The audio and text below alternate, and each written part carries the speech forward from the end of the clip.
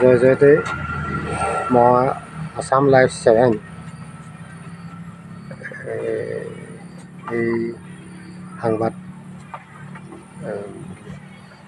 কেন্দ্ৰলৈ মই শুভেচ্ছা যাচিছোঁ। কাৰণ এতিয়া 5 বছৰ সম্পূৰ্ণ হৈছে। তেখেতসকলে যি সৎ দৃশ্যক লৈ এই কৰ্মত আগবাঢ়ি গৈছে, তেখেতসকলৰ ভৱিষ্যত আমি মংগল কামনা কৰিছোঁ। যাতে সদায় তেখেতসকলে সৎ উদ্দেশ্যক লৈ জনসমাজৰ মাজত যাতে তেখেতসকলে শুভ বাৰ্তা কঢ়িয়াব পাৰে, আৰু লগতে তেখেতসকলে জনসাধাৰণৰ কথা সকলোখিনি যাতে দেশবাসীৰ আগত বক্তব্য ৰাখিব পাৰে, আৰু সৎকৰ্ম যিখিনিয়ে কৰিছে তেখেতসকলৰ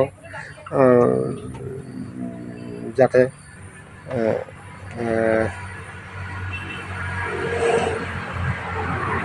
কৰ্মত আগবাঢ়ি যাবৰ কাৰণে তেখেতসকলে প্ৰেৰণা দিব পাৰে।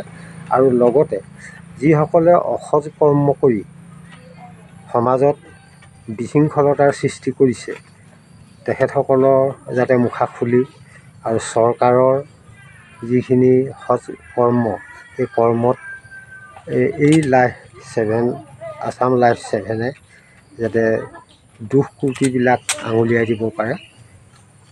আৰু তেখেতসকলে যিখিনি কৰ্ম কৰি আহিছে, এইখিনিও তেখেতসকলৰ ধন্যবাদৰ পাত্ৰ হৈছে। আমি এই চেনেলৰ উত্তৰোত্তৰ মংগল কামনা কৰিছোঁ, আৰু মই ইয়াকে কৈ সামৰণি মাৰিছোঁ।